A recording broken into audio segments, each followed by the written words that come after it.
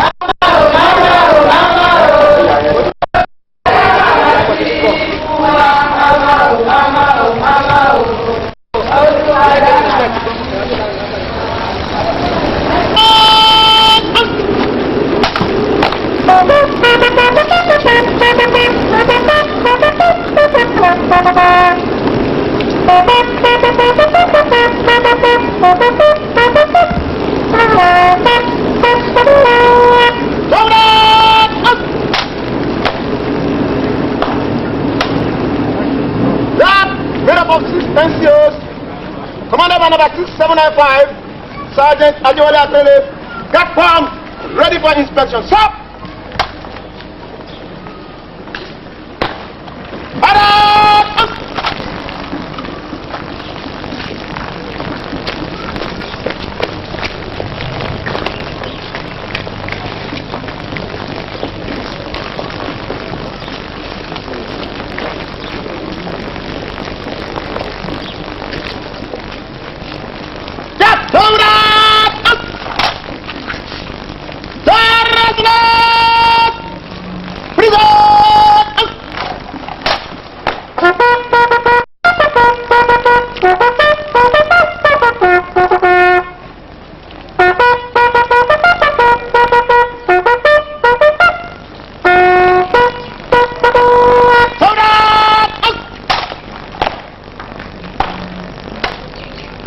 May I have your permission to march up the gun? Stop! Sentry stop fast! Remain at the guard! Yes! Miss.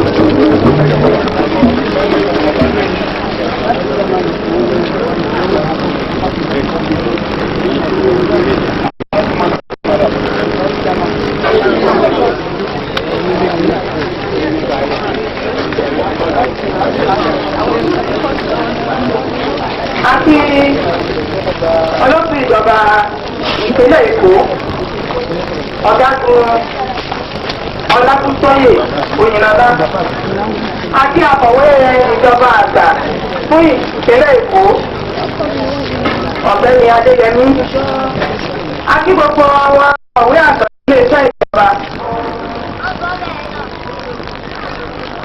Àbí o, wọ́n ní oṣù aláìsàn àkọ́ gbogbo wa o. Àti gbogbo àwọn sí rere o. Lẹ́wọ́n jẹ́ ká fọwọ́ pọ̀ pẹ̀lú wọn o. Kí gbogbo nǹkan kó máa tún rédé o. Ọlọ́run ló ti. Your Royal Highnesses, Obas, Chiefs and Palace, religious and community leaders, market leaders, distinguished guests, and the commissioning of Afakoda Police Post in Papuagege, constructed by the Adanga Owowe Aruna Community Development Association Group. I'm also particularly happy to welcome the Military Administrator of Lagos State, Colonel Olatuntoye Oyinlola, to this ceremony. His love and commitment to development of rural areas in the state are indeed appreciative and commendable. There are 60 communities, among which 17 are rural, while 43 are semi-rural and urban units. I think the local government is therefore determined to transform the creating the right atmosphere for the awakening social. I'm particularly happy to mention that they provide infrastructural facilities such as rural feeder roads, rural traffic management for security.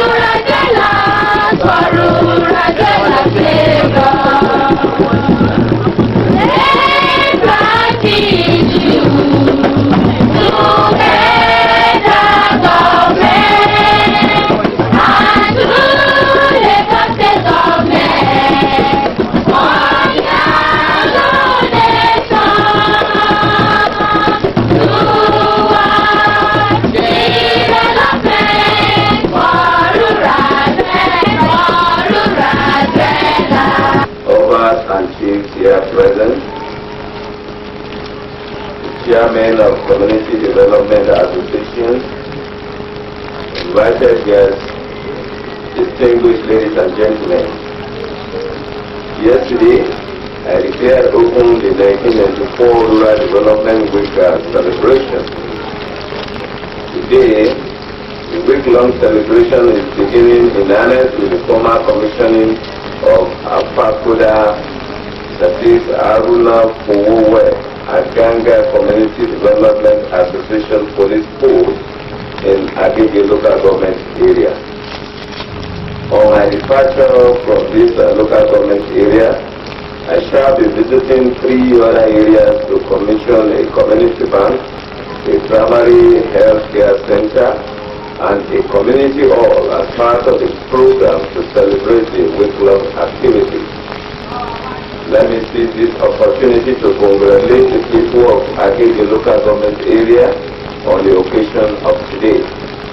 The Apakoda police post, which we shall be commissioning shortly, is a symbolic demonstration of the preparedness of the people of this community to cooperate with and support government in its effort at safeguarding life and property.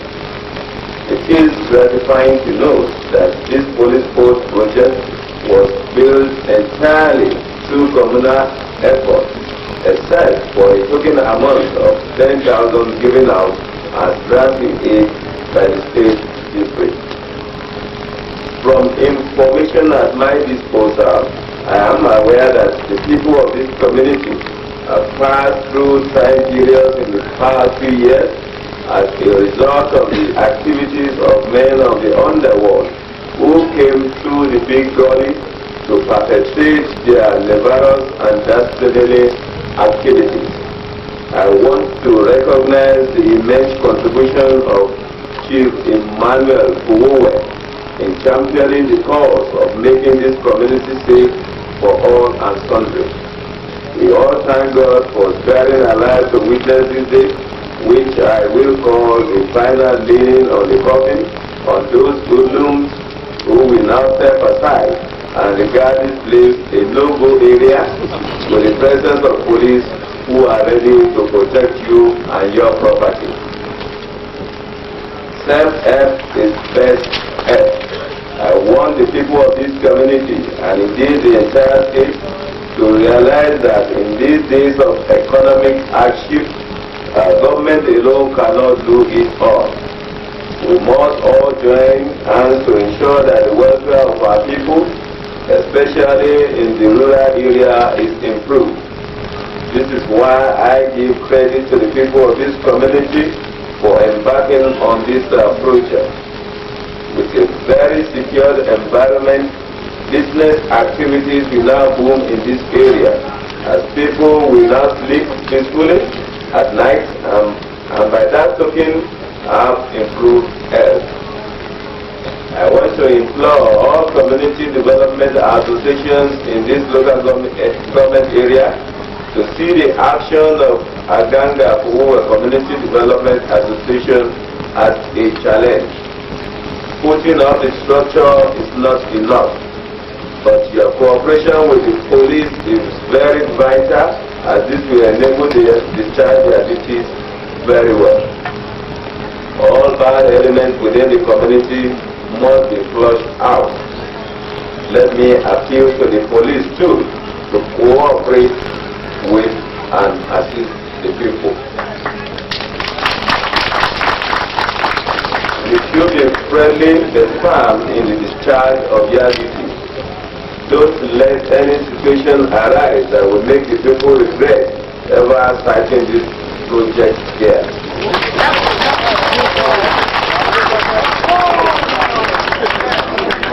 You are good partners in the wheel of progress of this community. On government side, I want to assure you that my administration will embark on programs that will be of benefit to our rural people. I therefore charge you all to cooperate fully with my administration by performing your civic duty, especially the prompt payment of taxes. Distinguished ladies and gentlemen, once more, accept my hearty congratulations on the occasion of today. I now have the honor to formally commission this project for the use of the entire people of this area and to the glory of God. Thank you and God bless.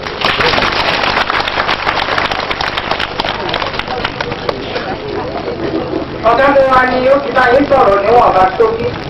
Wọ́n kí gbogbo yín náà papọ̀ látòrí gbogbo àwọn ẹlẹ́wà tí wọ́n bá wọn wá látòrí èèfà ní alápálọ̀ títí lórí gbogbo ẹni ẹ̀yẹ àwọn ọba bẹ̀rẹ̀ ètò ìdàgbàsókè ìgbèríko tí wọ́n dẹ̀ sí dídarí ayẹyẹ náà ní ọgbà ńlá ní alápálọ̀. Wọ́n ní lónìí wọ́n ní iṣẹ́ ti bẹ̀rẹ̀ pẹrẹu lórí ètò ayẹyẹ ìdàgbàsókè ìgbèríko ti ọdún 1994. Wọ́n ní eléyìí wá ní iṣẹ́ alákọ̀ọ́kọ́ tí àwọn máa kọ́kọ́ ti dáwọ́lé ní abẹ́ ètò náà. Wọ́n ní òun ni àgọ́ ọlọ́pàá tí a wá sí èyí tí wọ́n pe àbísọ rẹ̀ ní apákòdà tí àwọn ibi báyìí. Ilé-iṣẹ́ ètò ìlera péréje àti bẹ́ẹ̀ lọ ní mèremère tí wọ́n máa bá. Wọ́n ní ó ṣe kù.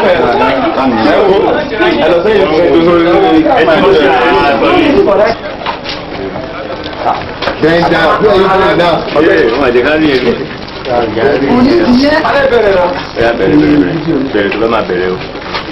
Tàbí fún mẹ́ o. O bọ́ bẹ́jà.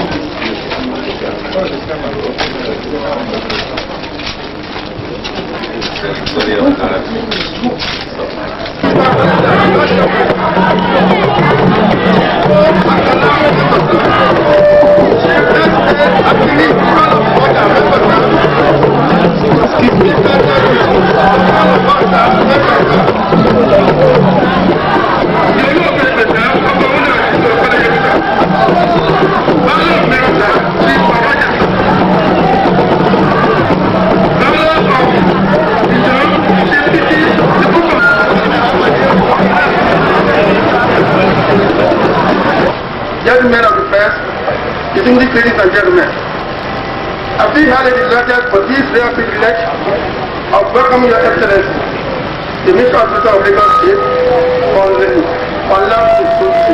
Oyinolu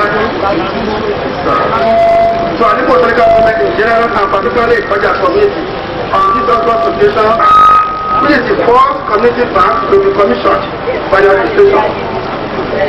First give us the hope of very good things to come to the local government. Your Excellency, sir, I wish to put on record that the Ikoja community has never been a progressive one contributing to their numerous achievements of community development.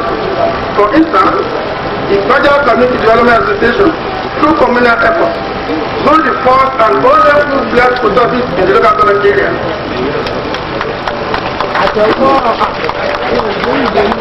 They are also responsible for the electrification of the community. They have today recorded another achievement in the establishment of this community bank, fully owned by the community and the building of which is financed by the community. The project, which was initially estimated to cost about 650,000, actually got the sum of 1.5 million. Because of the deal of the community development administration, the project was completed within a record time of less than 8 months. That is between the 5th of March and 18th of October 1993. This is very notable. It was also interesting to note, sir, that the first ever child and women health care under the project work has been started in the Fortune Secretariat of Alimo local government. Estimated to cost 7 million naira. The project is for completion by May. It consists to reduce the maternity care rate in the head of service delivery system. While the house sector was good, that the government will start the center. It is a project that the project will, on conclusion, complete the service of the state and local government as well as meet the yearnings of the people for health facilities. Your Excellency, sir, I'm taking the opportunity to show our appreciation to the administration for your credible rural development program, which we believe will immensely benefit our local government being a rural one. We sincerely hope you shall look into our progress as regards to roads, potable water, rural development, and so on.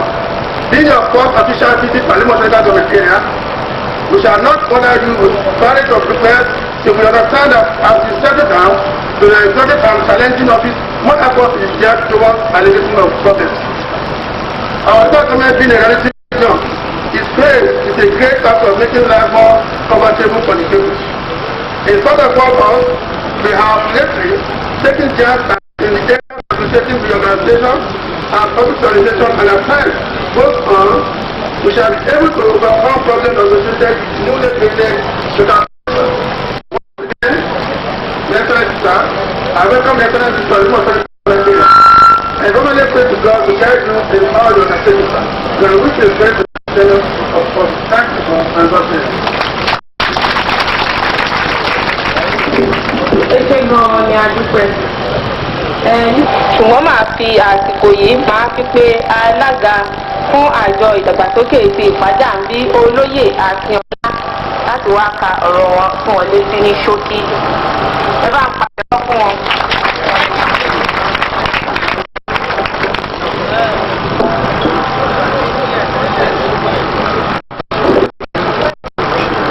The military administrator Oyinolu Oyinolu.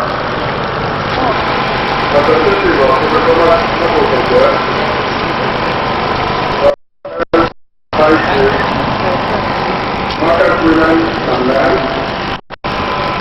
distinguished ladies and gentlemen. It is with great pleasure and honor that I welcome my military administrator, Madam Oyinolu Nigeria Limited, by Your Excellency. Adimosho local government does our thanks for arranging to have this ceremony along with the rural week of the state. On January 9, 1990, the Ìpàjà business out when the Ìpàjà Post Office was officially commissioned. Today, 294, 2nd February 1994, marks its first in the annals of this community when the Ìpàjà community bank is being commissioned. It is not an invention, sir. The bank of the People's Bank was located at the Ìpàjà in 1990, but had to wind up because the facilities offered could not satisfy the yearning. The community wanted a full-fledged bank. The commercial banks, for best reasons known to them, would not want to establish their type of rural setup. Young community was to have the others are the construction of a bank. We have to mobilize. The executive of the community development. I, with your permission, sir, hand over the provisional banking license to the chairman of the Ìpàjà Community Bank.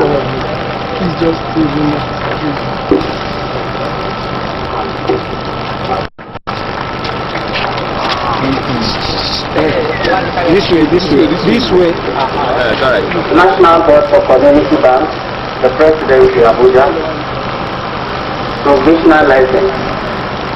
On the authority of the National Board for Community Bank, NBCB, and of all other powers enabling in their behalf, the Ìpàjà Community Bank Nigeria Limited, whose registered office is at Ayoboro, Ìpàjà, Alimosho Local Government, Lagos State, is hereby issued this provisional license to transact the business of community banking with effect from 26 August 1993 in accordance with the provisions of the Community Bank Decree. Signed, Akin Mabubode, Chairman, National Board for Community Bank.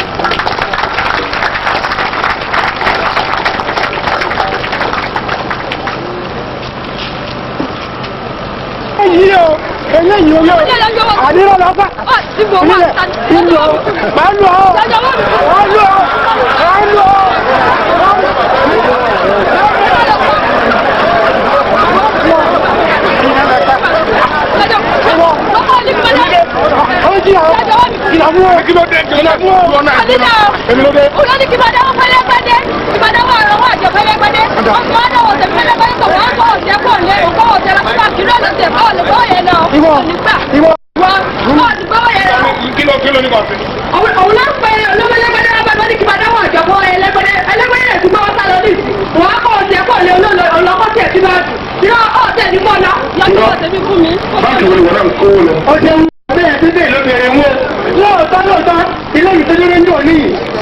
ẹ̀yìn owó mi tí mo ní nígbà máa ń kojú ó sì torí pa ògbó ó torí pọ̀ lórí ilé. lẹ́yìn yẹn ó jẹ́ àtọ̀ fún mi tó fún mi àdájọ́ fún mi máa dájọ́ ọmọ tọ́mọ ẹlẹ́gbẹ́dẹ́ wa máa ń dẹ̀kun ẹlẹ́gbẹ́dẹ́ o ọ̀lẹ́dẹ̀ fún ẹlẹ́gbẹ́dẹ́ ẹlẹ́gbẹ́dẹ́ jẹ́ àtàlọ́. èmi owó tèmi wọ́n lọ gbà mí tẹ̀lé inú wọn. báńkì wo ni wọ́n. Nàìjíríà báńkì ni Nàìjíríà báńkì máa ń gbọ́ lọ. owó wọ̀kú.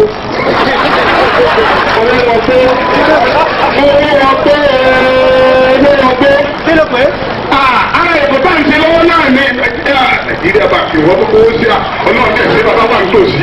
àkàbí ọ̀gbọ̀n o yàrá máa bọ̀ lọ́dọ̀ mi tèmi àgbẹ̀pọ̀ ọmọlọ́ láti mẹ́jẹ̀wẹ̀ àgbẹ̀ ọmọlọ́ láti sákẹ́kẹ́ àgbẹ̀ ọmọlọ́ láti àgbàjá àgbẹ̀ ọmọlọ́ láti kàbùkù ìṣẹ́ lọ́dẹ̀ wẹ̀wẹ̀ ọmọlọ́ láti ìwọ̀fẹ̀sìmọ̀ èrèdè àgbẹ̀wọ̀ lọ́rọ̀ bàkọ́ lọ́rọ̀ ojú ọ̀rọ̀ wọ́n jẹ́ bẹ́ẹ̀ yẹn tó mú ìrọ̀kẹ́rọ̀ kẹ́kọ̀ọ́ mi ọba ọ̀tẹ̀ bàbá nǹkan ṣe o. ìyàwó olóhùn kó alájọ kówó lọ eléyìí náà tó lọ yìí kówó lọ sí Nàìjíríà báńkì ayé wọn lóde báyìí owó wọn pé lọ́nà méjì o. ẹ̀ṣẹ́ owó wọn ò sí ìwọ́n mú. ààrẹ ètò tá à ń ṣe lọ́wọ́lọ́wọ́ náà rè kò yẹ ẹ. tẹ́lẹ̀ ìṣe ni mo kó lọ́dọ̀ ọ̀rẹ́ mi Oyinolu. àkújẹ ìyẹn mi rẹ̀ lágbára tẹ́lẹ̀ ìṣe ẹ̀ olórí ètò òun ẹlẹ́yìn náà ni o. Oyinolu kan náà. Òyìn ọ, lórí ilé ọmọ agbóhùn ẹ̀bí ọ̀gbọ̀n. Kò sí rọ́mẹ̀. Nílé ọmọ ọba ló kù. Nílùú tá a torí ikú tá a sọ̀rọ̀ òkú tá a sọ̀rọ̀ òkú tá a túbọ̀ lọ sí kún pani.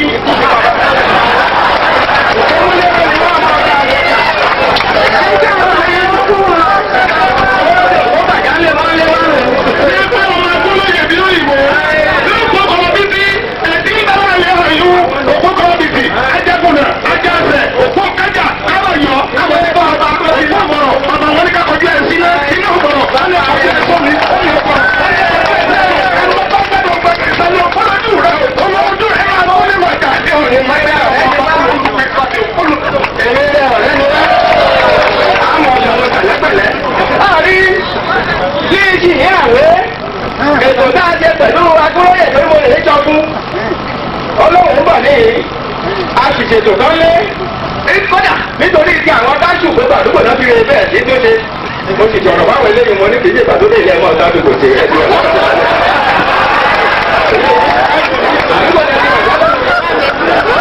mo lè jáde mọ́ gbogbo ọ̀nà àbájá ló ti bàjẹ́ mo lè gbé mọ́tò jáde mọ́ ẹ̀jì tó ṣe tẹ́lẹ̀ ọ̀rẹ́ mi dé bẹ̀rẹ̀ jíjáre mo sọ fún wọn tán. àwa rèé ṣètò báńkì kan ti wà táwa rèé kójọ èmi àti àwọn bọ̀dá mi jàkájá àjíyá. mo lè pè wọ́n sì gbéra wọ́n lè pe àwọn akínní máa ń kọ́lé gbogbo wa àjọjá àwọn bàbá yín ládùúgbò. àwa kọ́lé báńkì kan lè ṣe é dáa kẹ́kẹ́ mọ́ owó sí àápè community bank. báńkì tiwantiwa lélẹ́yìn èyí lè lè fowó sí bàbá yìí ní fowó tí mo dé owó rẹ̀ gbà wọ ìyàwó mọ́ bàjá mọ́ kò yí ọ. bọ́ọ̀ ń tajà lọ́wọ́ lè jáde ẹ bá gba tọ́rọ̀ ìsíbẹ̀ wọ́n gbà lọ́wọ́ rẹ̀ bẹ́ẹ̀ títì síbẹ̀ wọ́n gbà lọ́wọ́ rẹ̀ bọ́ọ̀ sì fẹ́ dárí yàwó kan tó fi ké kankan o fẹ́ ra gàrí o fẹ́ ra kankan jáde bọ́ síbẹ̀ kó ọ̀dà dúró àǹfààní rẹ̀ pọ̀ ju Nàìjíríà bàkì tó ọ̀gá ń gbówó lọ kò yí ọ kò tí ẹ ti lù ọ tó lè ọwọ́ abámisì wọ́n dé community bank wọn ẹ ti débẹ̀ ẹ sì máa kọrin lọ́dún tó gbọ́ èmi ò wá kọ ẹ̀dọ̀ ẹ ti rìn àbọ̀ ìgbè lọ. mo lè gbọ́ fún ọ náà ni. Lẹ́lẹ̀ nǹkan. Wọ́n ní community o, gbogbo ara ní o. Àjọ̀dún ni. Community gbogbo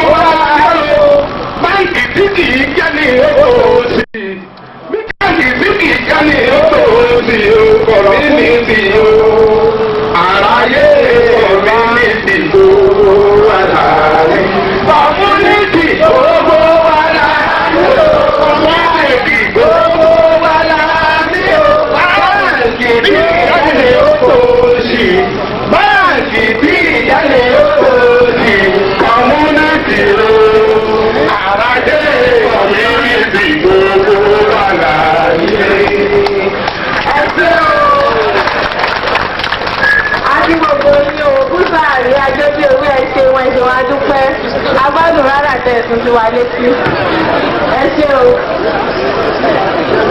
Gẹ́gẹ́ bí àti bá ètò wa bọ̀ wípé ká jókòó ká ṣe etí wa sílẹ̀ láti gbọ́ ọ̀rọ̀ wọn iṣẹ́ ṣẹlẹ̀ ìṣẹ̀ṣẹ̀. Ẹ bá ń pàtẹ́wọ́ fún wọn dìde o ẹ jẹ́ ká tẹ́wọ́ wa kó rí ilẹ̀ dáadáa. Of directors of the Faja Community Bank, Chairman of Community Development Association, market men and women,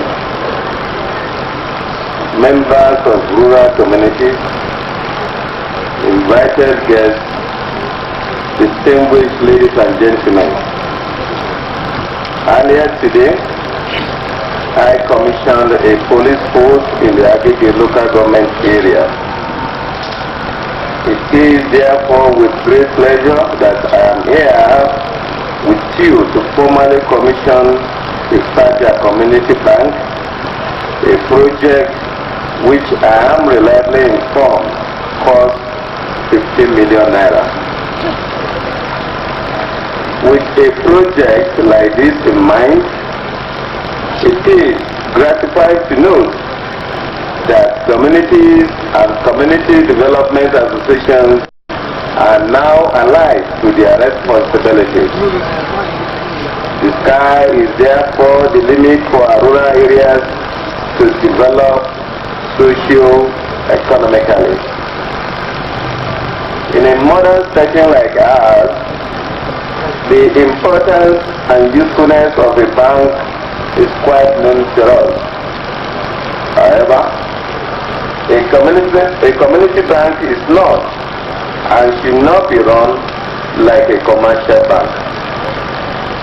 A community bank is meant to facilitate economic growth and development of the community. Since you all live in the same community, you are all familiar with yourself, and securing such loans should not be a dreadful affair. A community bank based on its objectives is not expected to create unnecessary barriers for its customers by asking for stringent collateral. Rather, loans to small-scale cottage industrialists, artisans, and others should be by production of a reliable and honest guarantor. In this way, we shall be helping our rural people and invariably achieve accelerated economic growth. Let me appeal to the chairman and board of directors of this bank to carry out their duties with dedication and honesty of purpose, and should not lose the confidence reposed in them by the people. Do not regard this venture as an avenue to make quick money fraudulently. Posterity will judge your actions. To my fellow citizens, I want you to support this bank with your patronage.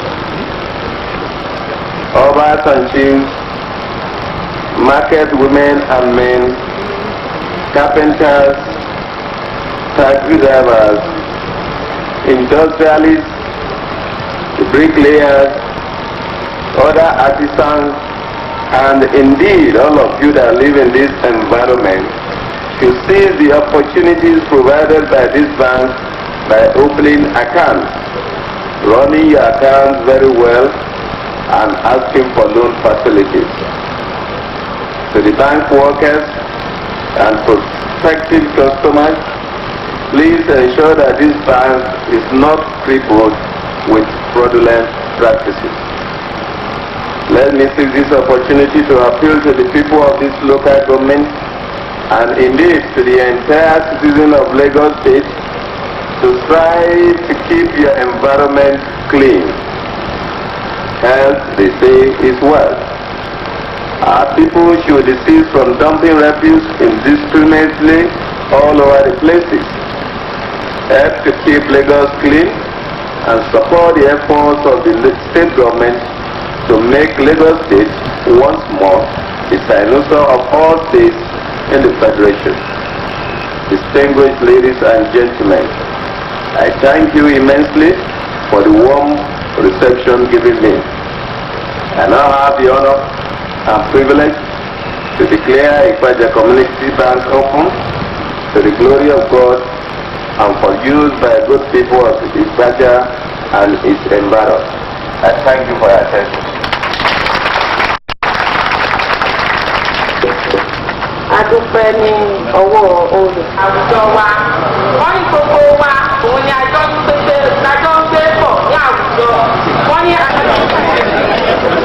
ṣé rí ẹran tí wọ́n fẹ́ fún ọ̀gá Oyinolu Ayọ̀. Wọ́n ti kọ orúkọ wọn sí o. Ṣùgbọ́n àjọ máa jẹ́ ní gbogbo wa ní.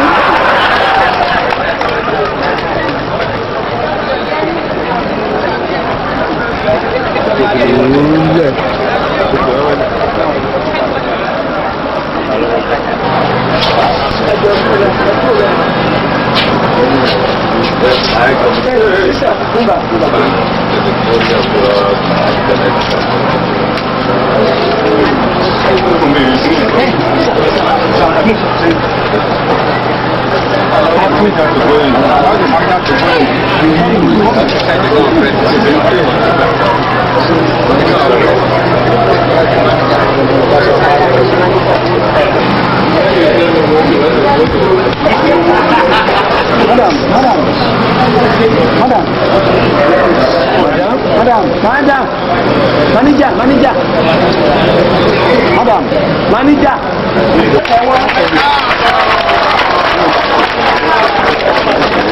Ẹ ṣé o. Ẹ̀yin náà rí pé ẹ ti ń dúró dè wá ṣe díẹ̀. Wọ́n ti lọ káàkiri. A ti dé ìjọba ìbílẹ̀ Agégélé. Nítorí náà, a ṣe gbogbo ẹ̀ pàápàá ni. Màá wá ké sí olùdarí láti ka ọ̀rọ̀ náà. Gbogbo ẹ̀yẹ yíyẹ ni ẹ̀yẹ máa bá pàtẹ́wọ́ fún wọn tí wọ́n máa fi dé níta rẹ̀.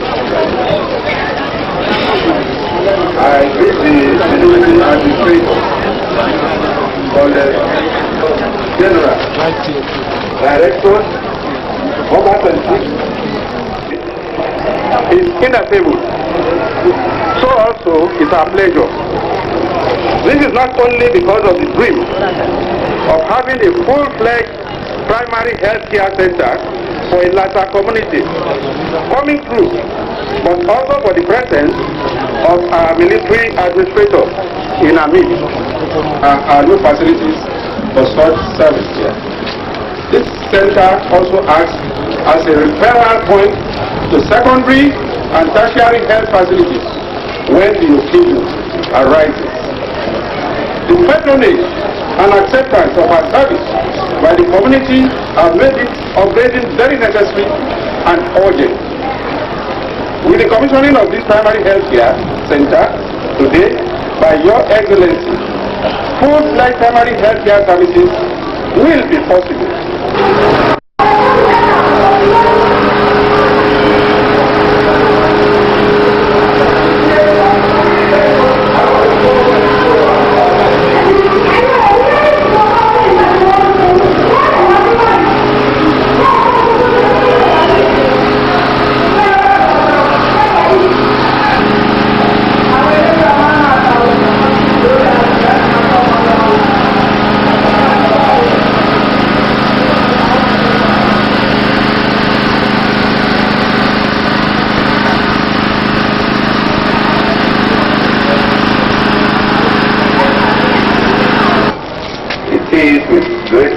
That I'm here with you to formally commission the Lasamaja Primary Health Care Center in the Oshodi Solo Local Government Council area of Lagos State.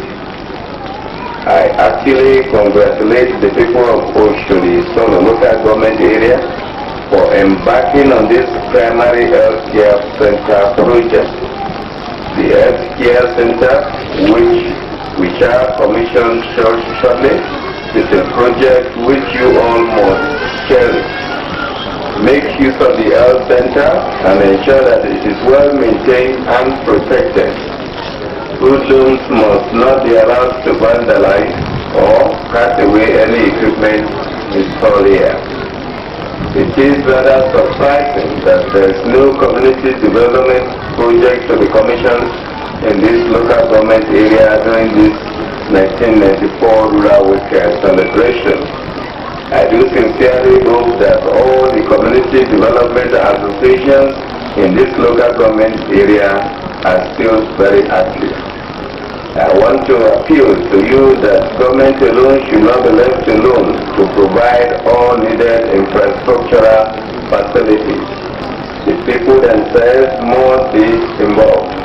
Let me assure you that the health sector will be given priority attention by my administration.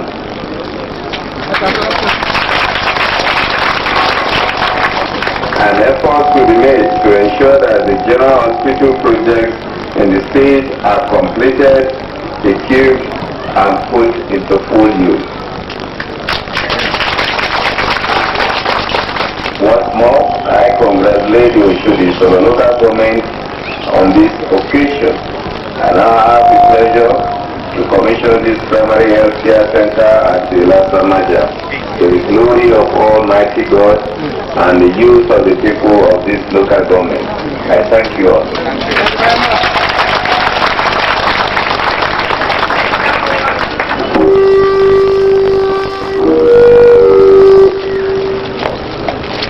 Ẹ̀yin èèyàn yìí ẹni ibi ẹni ẹ̀jẹ̀ tí gbogbo wa pé síbí ìlénì wọ́n ní pẹ̀lú ọ̀pọ̀ abẹ́ ìjọba ìbílẹ̀ Òṣòdì sọ̀lọ̀ wọ́n ní àwọn bá gbogbo àwọn èèyàn àdúgbò yìí yọ̀ fún àgbékalẹ̀ irú iṣẹ́ tí gbogbo èèyàn máa jẹ àǹfààní ẹ̀ tí wọ́n ṣe yìí wọ́n ní àwọn bá wọn yọ̀ fún àdáwọlé iṣẹ́ yìí tí wọ́n á rí pé aṣọ́jú ẹ̀ bójútó àti bó ṣe yẹ ká má jẹ́ kí àwọn tó wuli àwọn jẹgúdújẹrá ká má jẹ́ kí wọ́n bàjẹ́.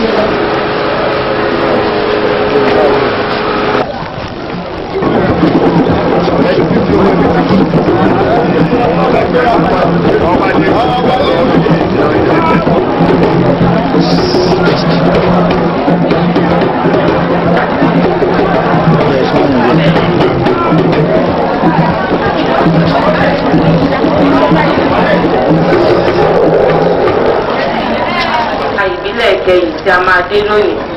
Màá wá fi àsìkò yìí máa fi pé ọ̀gbẹ́ni Adépọ̀jù Kọ́ńdé tí wọ́n jẹ́ olùdarí ìjọba ìbílẹ̀ Mushin láti wá sí wa káàbọ̀. Ẹ bá ń pàtẹ́wọ́ fún wọn.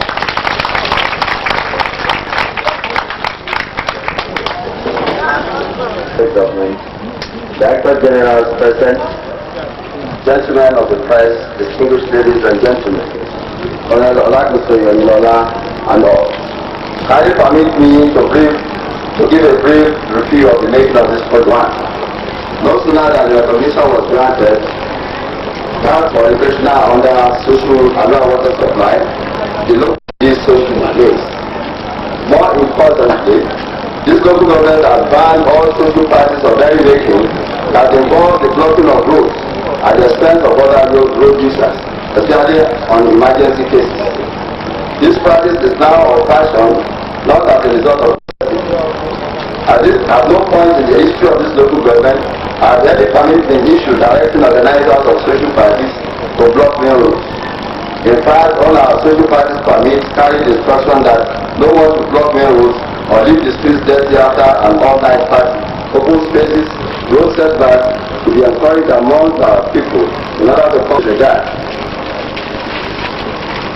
And this just contributed in no small measure towards the realization of this dream project. But John well done. I also benefit from this project. I also want to enjoy members of our community development as levels of government by paying your taxes and rates. You should also mobilize members of your community towards participating effectively at the National Constitutional Conference coming up later this year. On this note, I will now respectively call on the State Minister and State Vice Excellency, Oyinolu, to deliver his address and perform the official commissioning ceremony. Thank you and God bless.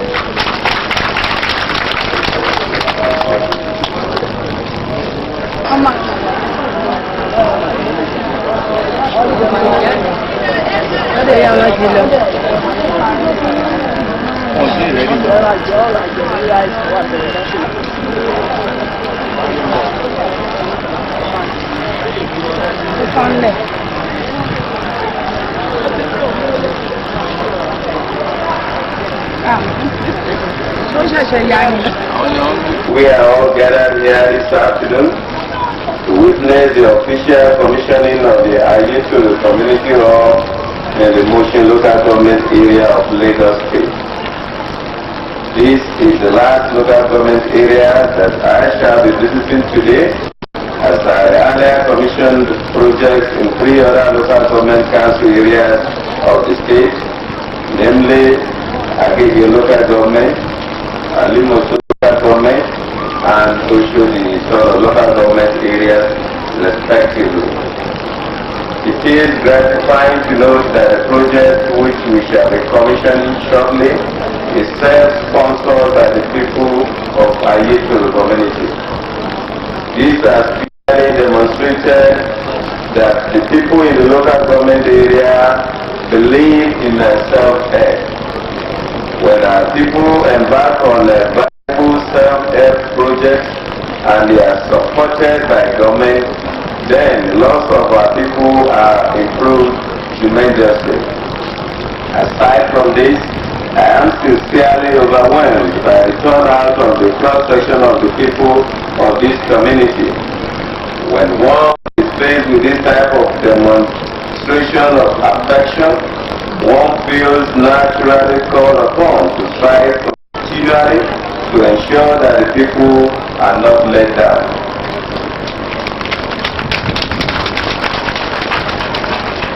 I want to assure you that my administration will continue to support and encourage self-help projects not only in this local government area but the state as a whole. I see this opportunity to congratulate wholeheartedly all those who conceived, implemented, and shall benefit from this community hall project. Let me quickly remind you that you must not rest on your words. As soon as possible, encourage yourself to embark on yet another important project. Distinguished ladies and gentlemen, it is important to request you to give adequate protection to this project and ensure its proper maintenance. This is the only way to ensure that your efforts are not in vain. Let me seize this opportunity to appeal to the people of Mushin local government area to cooperate fully with my administration. You must ensure that you pay the taxes promptly and also keep a safe environment. Please ensure that you dump your refuse in the appropriate places. A situation where refuse litter the state will no longer be tolerated. Your local government should also ensure that street sweeping becomes a thing of the past. A vigorous campaign must be embarked on by the local government in this respect. The Secretary to the State Government, ladies and gentlemen, and I have the greatest honor to commission this community hall to the glory of God and benefit of Oyinolu.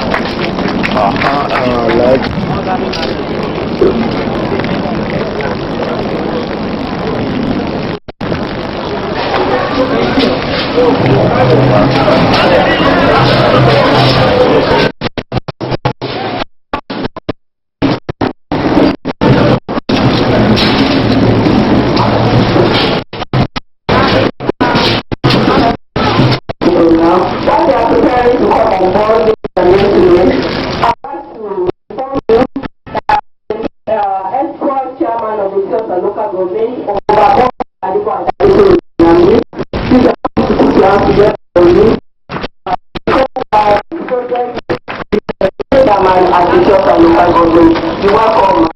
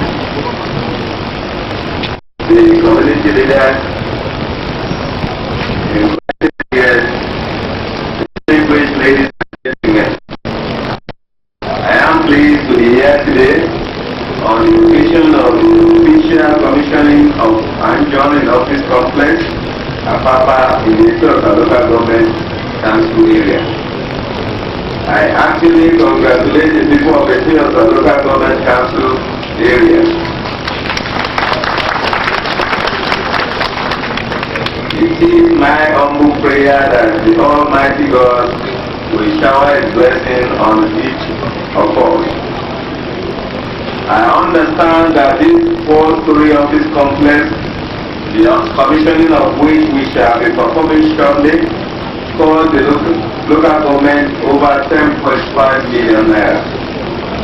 It is a project which has been well conceived and will, if properly managed, increase the revenue base of institutions and local government council. That local government was able to conceive and actualize this project shows its readiness to contribute to the economic growth and development of its citizens. I wish to use this occasion to appeal to residents of the local government area, especially multinational organizations and private individuals who have the interest of the masses of this country at heart to assist government is sponsoring programs or projects that will benefit the security of our people. Although majority of the areas of local government council area is urban, I am aware that a sizable part of the local government is rural. Villages such as Aja, Badore, Okuibedu, Shambutedu, Okombo, Ado and Langasa are rural and therefore need accelerated development. Private organizations and philanthropies can assist by providing necessary infrastructural facilities. The state judiciary and the local government should also reach out to these private sectors so that together all hands will be on deck in the development of our rural areas. Distinguished ladies and gentlemen, I wish to invite your attention to the issue of theft and vandalization of rural development projects in this local government council area. Rural electrification projects area provided in villages such as Shagotedo and Ogombo will now be linked with the national grid as a result of the vandalization of Aja Ogombo interconnector. Insulators were also removed and the strings parted away. Let me sound a note of warning that anybody caught in this unpatriotic act will be dealt with decisively.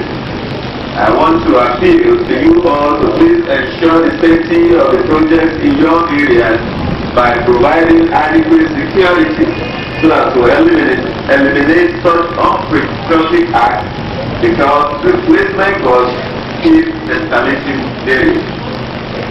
Your Royal Highnesses, distinguished ladies and gentlemen, I now have the honor to commission the Anjorin Office Complex at Papa to the glory of God. Happy birthday to you. Happy birthday to you. Happy birthday to you.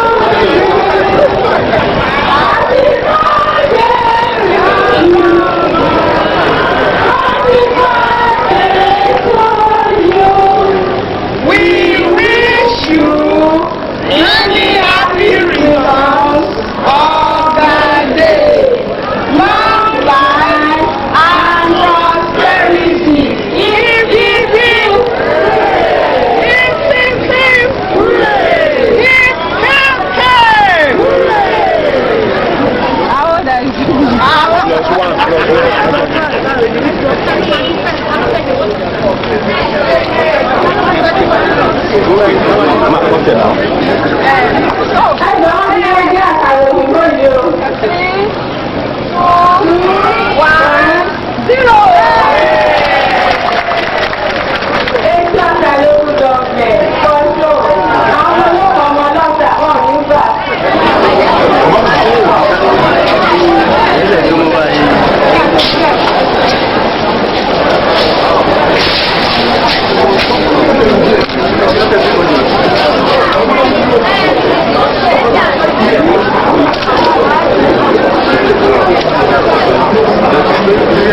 That's right.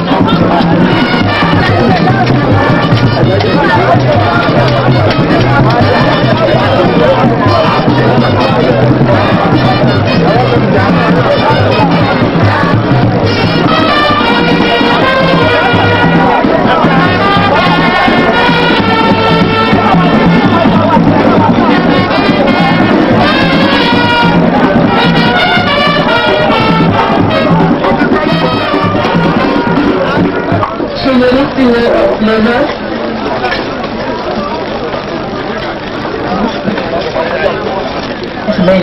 Ẹ̀yin èèyàn wa, a kí alábòójútó ológun ìpínlẹ̀ Èkó ọ̀gágun Ọlágúnsóyè Oyinlọ́lá káàbọ̀ sí àárín wa. A kí akọ̀wé àgbà fún ìjọba ìpínlẹ̀ Èkó ọ̀gbẹ́ni Adéyẹmí akínwọn káàbọ̀. Àwa kí gbogbo àwọn olùdarí àgbà fún ilé-iṣẹ́ ọba pátápátá ní ìpínlẹ̀ Èkó akínwọn káàbọ̀ sí àárín wa.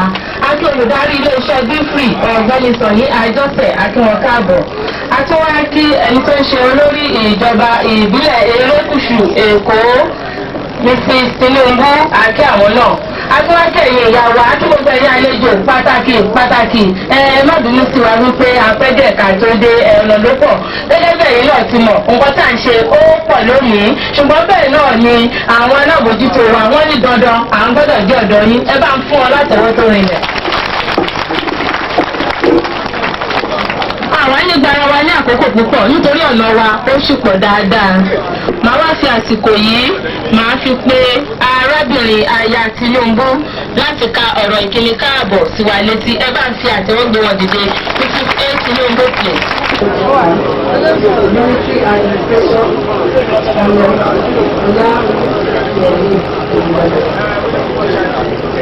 I want to give a first surprise to you because you know today is a big day for you.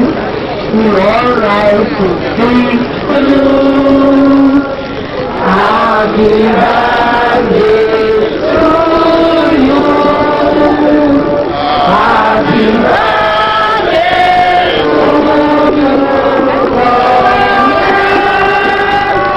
Happy birthday to you.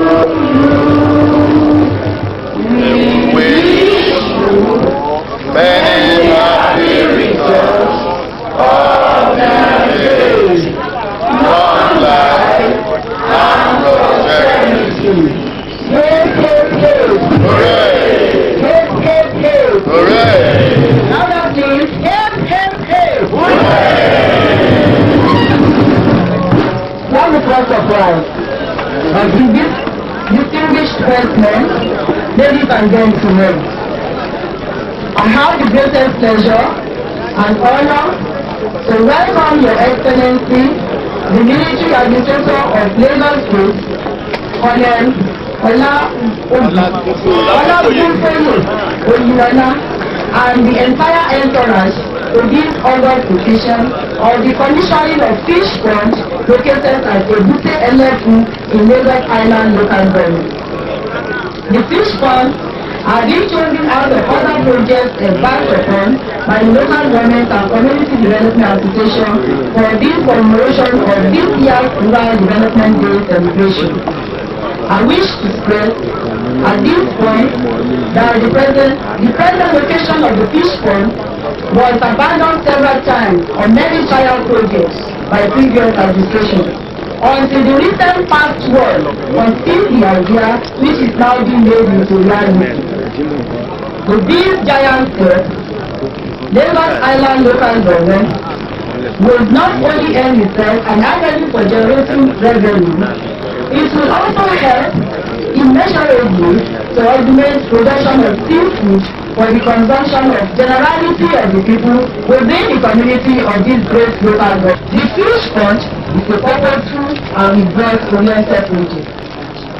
I will wish to remark that each pond, having about 3,000 square meters, will conveniently produce over 30,000 tablespoons different species of fish ranging from tilapia to claria and ateropius.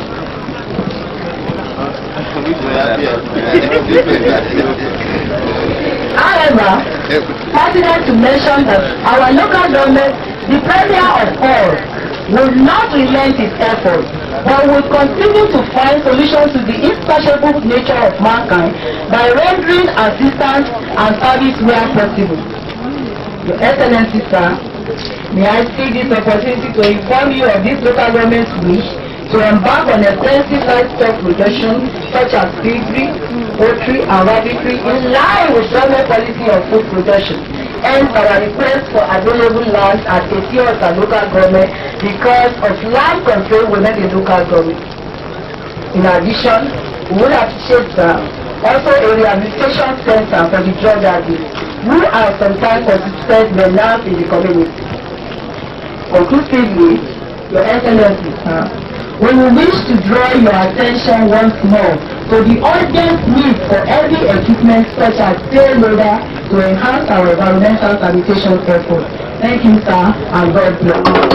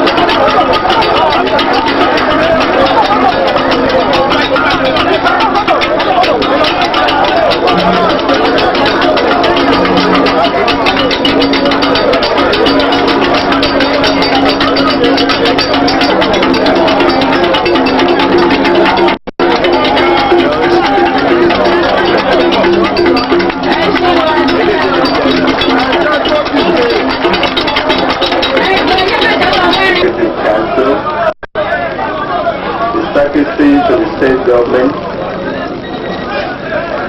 Directors General, the Head of Personnel Management, Lagos Island Local Government, His Royal Highness Oba of Lagos, ably represented by the Prime Minister, community leaders, invited guests, distinguished ladies and gentlemen. I felicitate with you today on the occasion of the formal commissioning of Ekutiele Fish Pond. This is the second local government area that I shall be visiting today as part of the 1994 Rural Development Week celebration.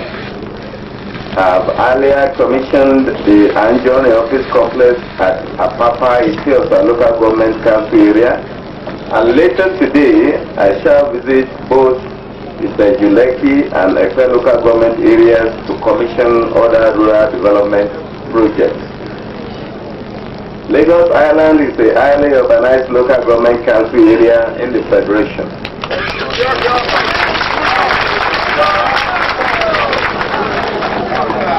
I feel happy that nonetheless, the local government has not lost touch with the grassroots populace. The commissioning of Ekutiele Fish Pond, which has brought us here, is a demonstration of the commitment of the council towards improving the welfare of these people. I praise your efforts on this and further challenge you to examine ways of identifying and tapping resources and potentials within and outside your local government council area. Your local government will acquire arable farmlands in other local government council areas of the state to boost food and livestock production. This gigantic Ekutiele Fish Pond project, if properly managed, will enable you operate an agricultural input distribution system where sales of fingerlings to rural farmers will be a priority.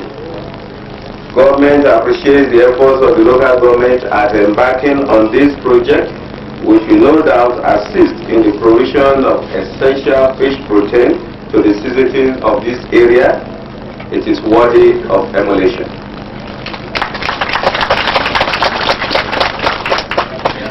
Let me seize this opportunity to challenge you all to ensure that all efforts put into this project and the attendant financial investment are properly utilized so that the venture does not become a failure. In this respect, the project must be properly maintained and secured at all times. It will be sad if poaching of the fishes are encouraged. All the facilities provided at the ponds must not be vandalized. I want to appeal to residents of this local government area to ensure a clean environment in Lagos Island. The littering of our surroundings with heaps of refuse must stop. It is the determination of my administration to make Lagos clean so that it can occupy its enviable position in the scheme of things in Nigeria.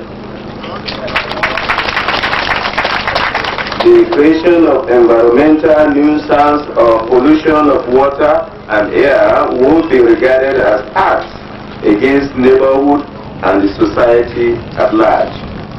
Distinguished ladies and gentlemen, I heartily congratulate the entire people of Lagos State Island local government on the occasion of today. And I have the pleasure to formally commission the Ekutiele Fish Pond to the glory of God and the benefit of the citizens of this local government and indeed the state. Thank you and God bless. Orílẹ̀-èdè Nàìjíríà ṣùgbọ́n tó bẹ̀rẹ̀ wípé wọ́n dìde láti lọ bá wa ṣe àwọn ohun kan ṣe wà tí a ṣe ní láti ṣe ẹ kọ́kọ́ bá wọn pàtẹ́wọ́ fún wọn náà. Tí ẹ bá wo iwájú mi ní bíbá yìí.